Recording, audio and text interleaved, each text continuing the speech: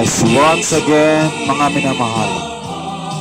Tayo po yung nagpapanyaya na makinig sa ang banal na salita kay our brother Lauro Buduso nang walang bawas, walang dagdaga, walang pagkapilipit at walang sariling pagpaliwanag. Ang ating pong layo na ating pong pag-aralan ng patungkol sa debate na kung ano bang nangyari dyan, no? Na ito'y utos ng Panginoon. Ating pong alamin, no? Kasi may part 1 na to, ito'y part 2 na ng debate na ating pag-aralan. So, salamat sa Panginoon, no? At tayo po mag-umpisa na at ating basahin sa Kawikaan 17 verse 14.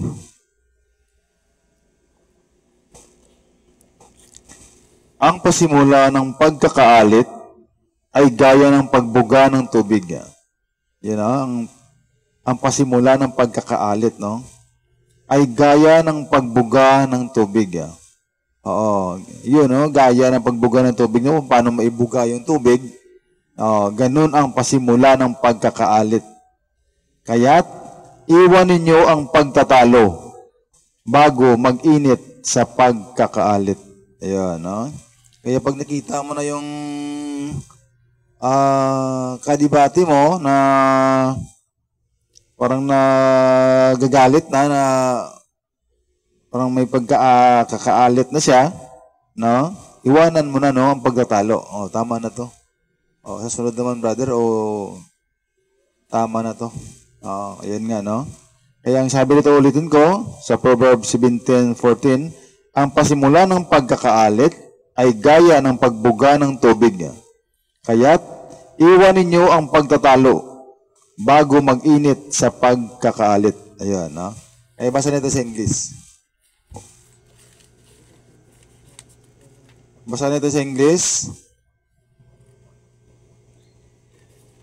17 verse 14.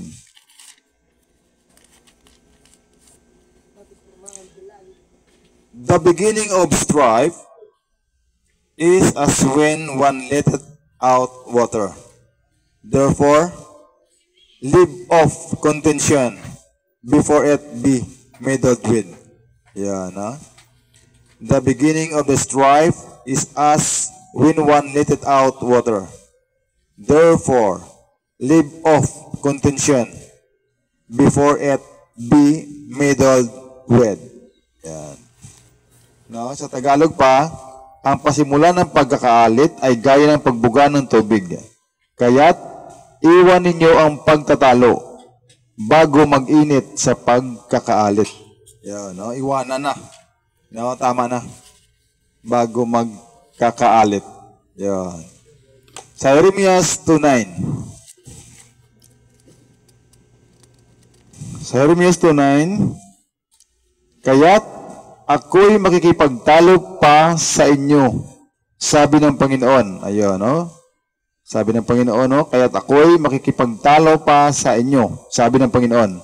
At sa mga anak ng inyong mga anak ay makikipagtalo ako. Yun, no? Yung Panginoon nagsabi no, no? Na makikipagtalo sa mga anak ng mga anak. No? Sa Jeremias chapter 2, verse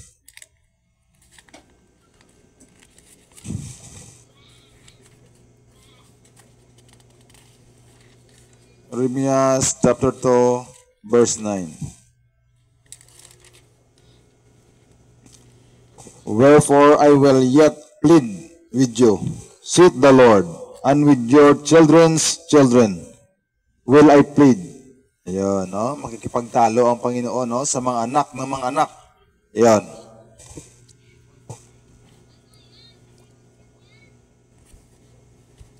Sa Isaiah chapter 1,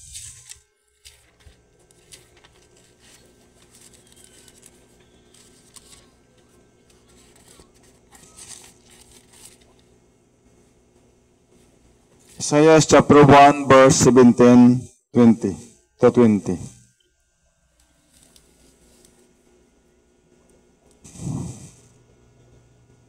Sa 15, no? Basta natin sa 15. At pagka inyong iginawad ang inyong mga kamay, aking ikukubli ang aking mga mata sa inyo. Oo, pagka kayo'y nagsinalangin ng marami, hindi ko kayo didinggin. Ang inyong mga kamay ay puno ng dugo.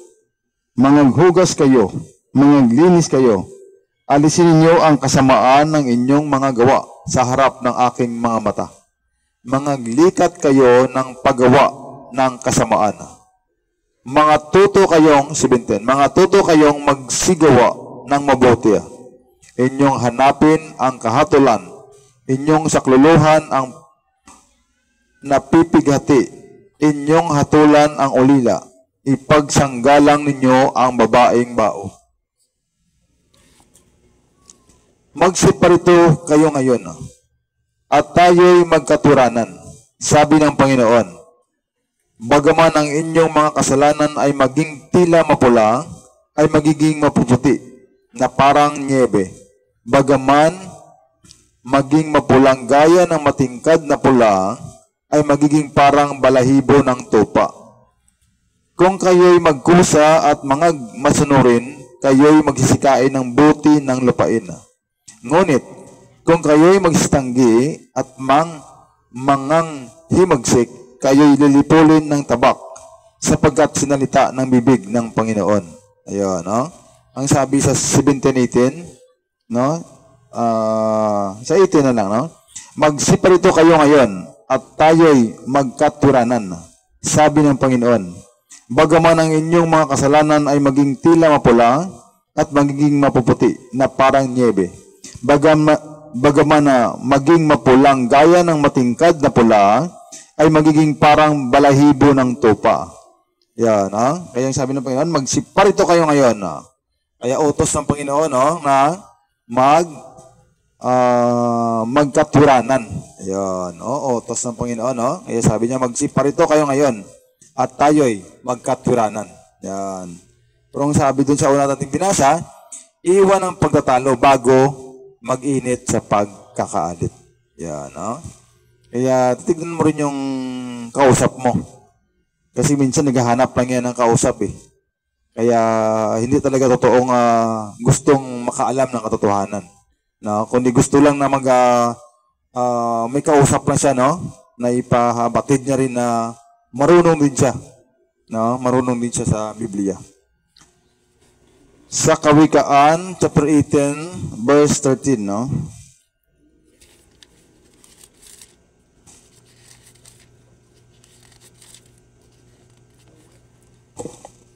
Ang sumasagot bago makinig ay kamangmangan at kahihiyan sa kanya. Yan, no? Sabi rito, ang sumasagot bago makinig ay kamangmangan at kahihiyan sa kanya. Kaya dapat may panahon sa doon sa Ecclesiastes chapter 3, no? May panahon sa pagtahimik, may panahon sa pagsalita, no? Panahon sa pakinig, no? Sabi rito, ang sumasagot bago makinig. Dapat panahon mo na sa pakikinig, no? Kasi tapos ka na magsalita o kaya siya munang magsalita. Huwag kang sumabay, no? Dahil yun ay kamangmangan, no? Ang sumasagot bago makinig ay kamangmangan at kahihiyan sa kanya. Yan, no? Kaya pag ikaw naman ang tinatanong, yun, no? Hindi yung siya nagsalita, masabay ka sa pagsalita, no? Katulad naman yung sa pag-aasawa, sa wika nga, no? Na sa unang pagkasal nila, yung mag-asawa, hindi sa kanila pala, no? Kasi nagkasal yung sa Biblia, yung Diyos eh. No? Yung nag-witness, yung may otoridad sa pagpirma ng sa batas ng tao na kayo'y kasal. Yon. Yung sabi niya, pag nagsalita yung misis mo, ikaw asawang lalaki, makinig ka. Oo, vice versa, no?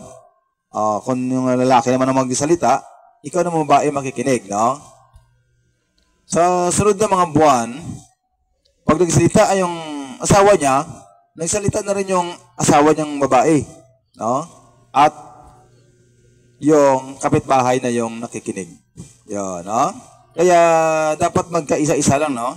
Na pag nagsalita ang isa, makinig naman yung isa, no? Para wag maging kamangmangan sa inyo, no? Ang sabi rito, ang sumasagot bago makinig ay kamangmangan at kahihiyan sa kanya. Yan, no? Dapat kung may nagsalita, makinig ka, no? Huwag kang sumabay sa sa salita, no? Proverbs 26 verse 4 and 5. Binasa na natin nung nakaraan, no? Pero nandito siya, no? Huwag mong sagutin ang mangmang nang ayon sa kanyang kamangmangan. No? Baka ikaw man ay maging gaya rin niya. No? Sagutin mo ang mangmang ayon sa kanyang kamangmangan. Baka siya ay maging pantas sa ganang kanya. Sa formula, no? Ang sabi rito, huwag mong sagutin ang mangmang nang ayon sa kanyang kamangmangan. Baka ikaw man ay maging gaya rin niya, no? Halimbawa yung ETS, no? Yung sinabi ko nung nakaraan, na pag nagtanong siya, na huwag mo siyang sagutin na, nga, no? Walang Diyos, no? Baka ikaw man ay maging gaya niya. No? Pag sumagot ka sa kanya ng gayon, baka ikaw man ay maging gaya niya. Sa 5. Sagutin mo ang mangmang ayon sa kanyang kamangmangan. Baka siya ay maging pantas sa ganang kanya.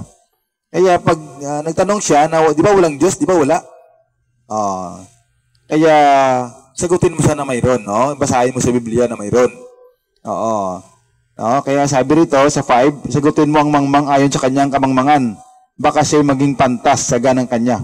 Kaya para hindi siya maging pantas sa ganang kanyang sa kanya, sagutin mo siya na may Diyos talaga. Ayun, no? Basahin mo na may Diyos, no? Doon sa John, no? Sa Book of John, no? Chapter 20 verse 28 ba 'yon? Na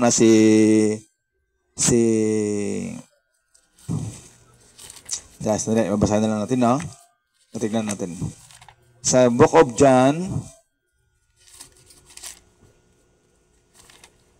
chapter 20, verse 28 ba yan? Ito. Sumagot si Tomas at sa kanya sinabi, Panginoon ko at Diyos ko. Yan, may Diyos talaga. Kaya mo siya, kasi pag hindi mo siya sinagot, baka maging pantas siya sa ganang kanyang sarili. No? Kaya ang sabi dito sa binasa natin, sa Kawikaan 26:4-5, no? Huwag mong sagutin ang mangmang ng ayon sa kanyang kamangmangan. No? Huwag mo siyang sagutin. Pag nagtanong siya na, di ba walang Diyos? No, huwag mo sabihin, no, wala nga eh. Huwag kang sumagot ng gano'n. No? Baka ikaw man ay maging gaya rin niya. Sa 5, sagutin mo ang mangmang ayon sa kanyang kamangmangan. Baka siya ay maging pantas sa ganang kanya, no? Kaya sagutin mo siya dun sa tanong niya. No? Kahit sabihin mo pa na yung tanong niya, parang, kung minsan yung tanong niya parang gagago-gago. Pero hindi yun lahat ng tanong may sagot sa Biblia, no? Hindi yung tanong ang gagago-gago, kundi yung nagtatanong. Di ba? Lahat ng tanong may sagot talaga sa Biblia, no? Kaya ang sabi sa 5, sagutin mo ang mangmang ayon sa kanyang kamangmangan. Baka siya ay maging pantas sa ganang kanya. Baka maya, hindi mo siya sinagot doon, no? Na may Diyos. Kaya baka isipin niya, kita mo, di siya makasagot, Ayun, no? Baka maging pantas siya sa ganang kanyang sarili. Yan. Sa Kawikaan 29, no? Basahin natin. 29 verse 9. Kung ang pantas ay magkaroon ng pakikipagtalo sa isang mangmang, magalit man o tumawa ang mangmang, ay hindi magkaroon ng kapahingahan. Ayan, Ang sabi rito, kung ang pantas ay magkaroon ng pakikipagtalo sa isang mangmang, magalit man o tumawa ang mangmang, ay hindi magkakaroon ng kapahingahan, no? Wala siyang kapahingahan kasi mangmang siya, no? Wala siyang alam, no? Nagpadunong-dunong lang siya, no? Pero wala talaga siyang alam sa Biblia, no? Hindi niya mabasa yung kanyang mga contention, no? Kaya wala siyang kapahingahan, magalit man siya o tumawa, ang mangmang ay hindi magkakaroon ng kapahingahan, no? Sa Proverbs chapter 29 verse 9, no? Basahin natin sa English.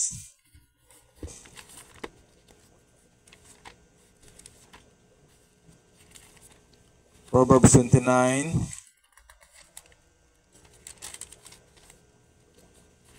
verse 9. If a wise man contendeth with a foolish man, whether he reads or laugh, there is no rest. If a wise man contendeth with a foolish man, whether he reads or laugh, there is no rest. Ayan. Kaya tumawa man siya o magalit, wala siyang kapahingahan. Kasi hindi niya alam, no? Hindi niya mabasa ang kanyang pakikipagtalo, no? Yan, no? Hindi niya mabasa. Hindi niya kayang patunayan. Yan. Yun ang masabi sa Job chapter 6.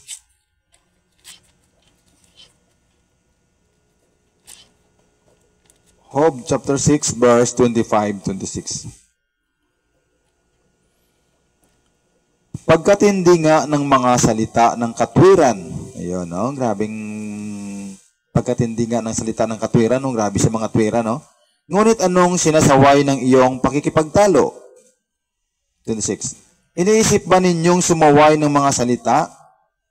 Dangang ang mga salita ng walang inaasahan o walang katibayan ay parang hangin. Yan, no? Pag wala kang katibayan, parang hangin lang yung mga sinasabi mo, no? Hindi mo mabasa sa Biblia. Kaya halimbawa, tinanong ka, no? Yung Espiritu Santo ba ay Diyos? Yan, hindi mo mabasa. No? Wala kang direktang mabasa. Kaya yun ang sinasabi na, iniisip ba ninyong sumaway ng mga salita? Dangang ang mga salita ng walang inaasahan ay parang hangin. Yan, hindi mo mabasa, no? Hindi mo mabasa yung sagot mo. Kaya parang hangin lang, no? Walang kabuluhan yung sagot mo. No, wala kang katibayan, eh. Kaya parang hangin lang, no? Parang hangin lang yung sagot mo, no? Basahin ko ulit, no? Ito, basahin ko sa English. Job chapter 6 verse 25-26. How forcible are right words, but what that your arguing reprove? Do you imagine to reprove words and the speeches of one that is desperate, which are as wind? Yan, desperate, no? Walang inaasahan. Hindi mo kayang patunayan, no? You cannot prove. No? Do you imagine to reprove words and the speeches of one that is desperate, which are as wind, no? They seem like as wind. Because you cannot prove your contention. No? You cannot read. No? Sa gawa, no? Gawa, chapter 9.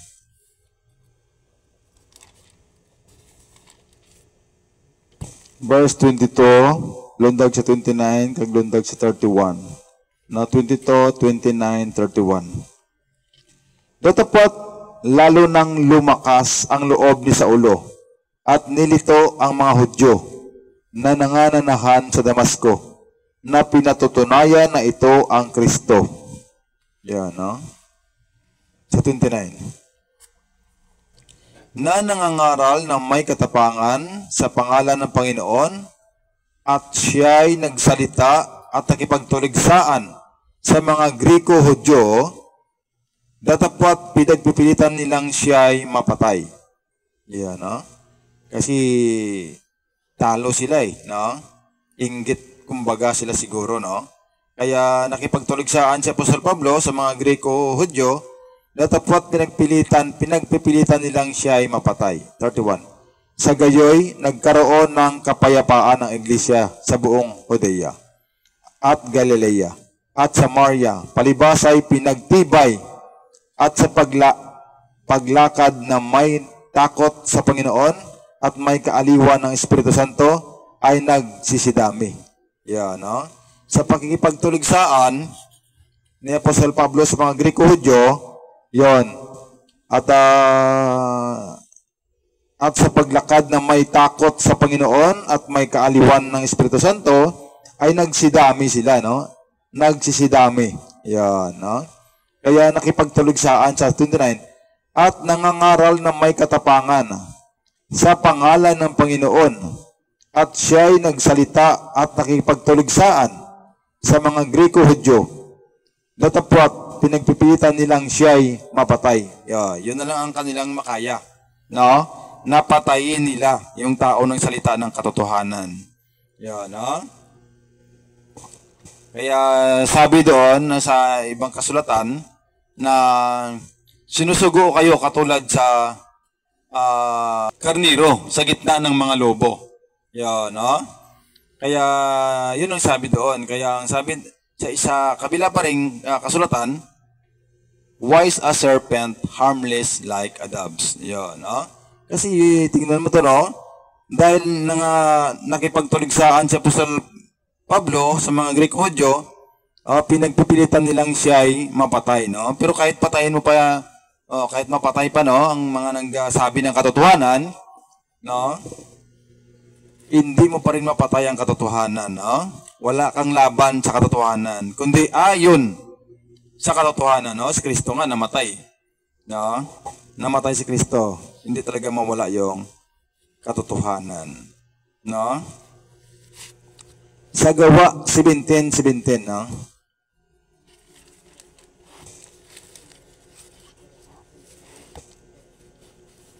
Kaya't sa sinagugay nakipagmaturanan siya sa mga Hudyo at sa mga taong masisipag sa kabanalan, at sa araw-araw sa pamilihan sa mga nakikipagkita sa kanya. No? Si Apostol Pablo palagi palang pangatwiran, no?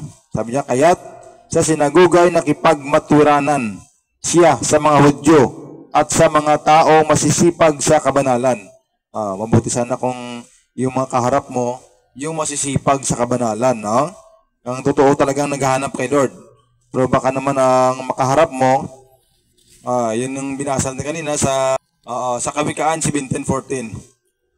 Iwan ang pagtatalo bago mag-init sa pagkakaalit, no?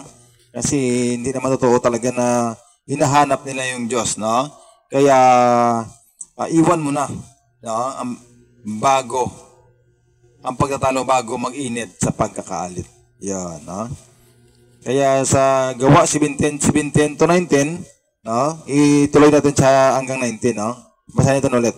Kaya sa sinagugay nakikipagmaturanan siya sa mga Hudyo at sa mga taong masisipag sa kabanalan, at sa araw-araw sa pamilihan sa mga nakikipagkita sa kanya. At ilan naman sa mga pilosopong Epikureo at Stoiko ay nakipagtalo sa kanya. At sinabi ng ilan, anong ibig sabihin ng masalitang ito? Binagabag ang mga iba, parang siya'y tagapagbalita ng mga ibang Diyos, sapagkat ipinangangaral niya si Jesus at ang pagkabuhay na maguli. 19. At siya'y tinangnan nila at dinala siya sa Areopago, na sinasabi, mangyayari bagang maalaman namin kung ano itong bagong aral? No? Ano itong bagong aral na sinasalita mo? Patungkol kay Jesus. Kasi ang alam nila patungkol kay Moises, no? Kaya sabi niya, ano ba itong bagong aral na sinasalita mo? Kaya sa 17, kaya't sa sinagugay nakipagmaturanan siya sa mga Hudyo at sa mga taong masisipag sa kabanalan, at sa araw-araw sa pamilihan sa mga nakikipagkita sa kanya. No? Kag sa Gawa 15, no? Sa 15, sa 1, kag 2, kag 6, kag 7. No? Tapos na pala to. No? Kaya ang sabi dito,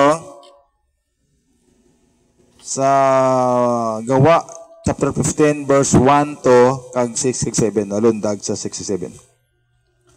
At may ibang mga taong nagsilusong mula sa Judea at nagsipagturo sa mga kapatid na sinasabi, maliban na kayo'y mangagtuli ayon sa kaugalian ni Moises, ay hindi kayo mangaliligtas sa Diyos. At nang magkaroon si Pablo at si Bernabe ng di kakaunting pagtatalo at pakipagtuligsaan sa kanila, ay ipinasya ng mga kapatid na si Pablo at si Bernabe at ang ilan sa kanila ay magsiahon sa Jerusalem. sa mga apostol at sa mga matanda tungkol sa suliraning ito. Yan, no? Pinagdibatihan nila, no, kung ano talagang dapat na gagawin. Yan, no? Hindi yung sa may kapakinabangan sa mga nakikinig. Yan, no? Sa 6. At nangagkatipon ang mga apostol at ang mga matanda upang pag-usapan ang bagay na ito. At pagkatapos ng maraming pagtatalo, yun, no, ay nagtindig si Pedro at sinabi sa kanila, mga kapatid, nalalaman ninyo na ng unang panahong nakaraan ay humirang ang Diyos sa inyo upang sa pamamagitan ng aking bibig ay mapakinggan ng mga hintil ang salita ng Ebanghelyo. At sila'y magsisampalataya. Yan, no? Kaya ang sabi sa 6, at nangagtipon ang mga apostol at ang mga matanda upang pag-usapan ang bagay na ito. Yan, no? Kaya utos ng Panginoon ang makipagdebate, no? Sa Maginoo, no? Sa Maginoong pagdebate, no? Huwag naman yung puro sigawan, talo ka na, no? Ayun, no? Dapat sa Maginoo, no? Na para makaalam ang bawat isa ng katotohanan, no? Na galing sa Panginoon. No? Hindi yung para magpasikat ang isa't isa, no? Pagtawanan yung iba na hindi niya alam, kaya hindi maganda yun, no? Para ating alamin ang katotohanan, no? Kaya basahin ko ulit, no? Sa Gawa chapter 15 verse 1 to kaglundag sa 67, no? At may ibang mga taong nagsilusong mula sa Judea ay nagsipagturo sa mga kapatid na sinasabi, maliban na kayo'y mga tuli ayon sa kaugalingan ni Moises, ay hindi kayo mga ligtas, no? Iba-iba sila ng aral, no? No. Iba gusto talaga ituli dahil hindi kayo maligtas kung hindi kayo mga tuli. Yun, no? Pero yan ay batas ng sa katawan, no? Sa paglinis ng katawan, no? At nang magkaroon si Pablo at si Bernabe na di kakaunting pagtatalo at pagkipagtuligsaan sa kanila, ay ipinasya ng mga kapatid na si Pablo at si Bernabe at ang ilan sa kanila ay magsiahon sa Jerusalem sa mga apostol at sa mga matanda tungkol sa suliraning ito, no? Kanilang suliranin yun, no? At nangagtipon sa 6, at nangagtipon ang mga apostol at ang mga matanda upang pag-usapan ang bagay na ito. 7. At pagkatapos ng maraming pagtatalo ay nagtindig si Pedro at sinabi sa kanila, mga kapatid, nalalaman ninyo na ng unang panahong nakaraan ay humirang ang Diyos sa inyo upang sa pamamagitan ng aking bibig ay mapakinggan ng mga hintil ang salita ng Ebanghelyo at sila'y magsisampalataya. Yan, no? Kaya dapat talaga mapag-usapan to, no? Kasi iba-iba tayo, eh. Isang Biblia lang tayo, no? Buko dun sa mga ibang mga reliyon na may kanila silang aklat, no? Pero hindi na. Sa Joshua 1:8 at saka sa Isaiah 34:16, no? No, doon na talaga sa aklat ng Panginoon, no? Sabi sa Isaiah, basahin natin sa Isaiah. No, ito na lang, no? Isaiah 34:16. Kasi binasa na rin natin yung Joshua 1:8, no? Sa Isaiah 34:16 naman. Isaiah 34:16. Inyong saliksikin sa aklat ng Panginoon at inyong basahin.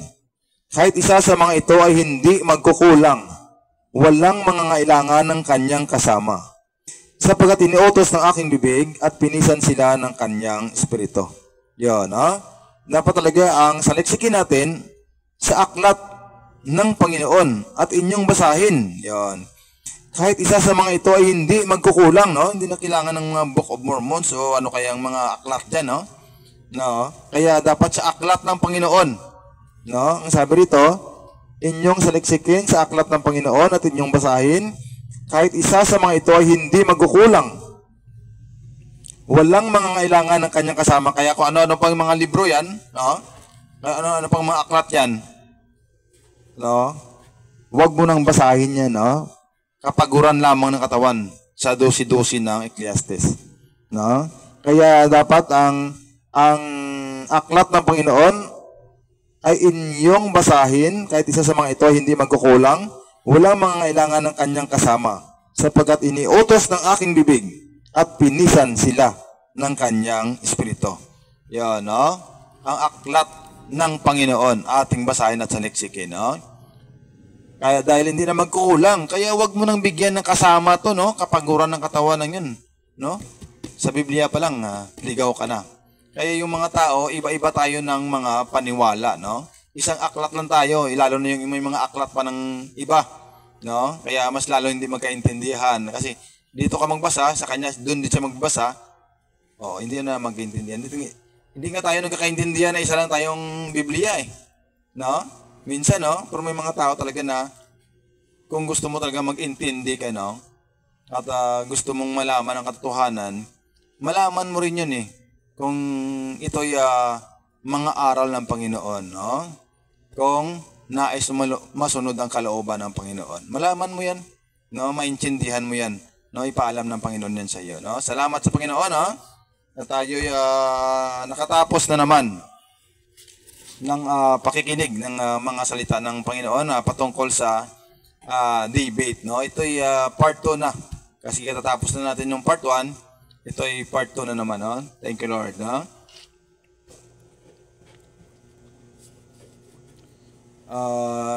I-share nyo sa iba, no, ang ating mga pinag-aaralan para sila makaalam din, no, ng mga katotohanan na galing po sa Panginoon, no?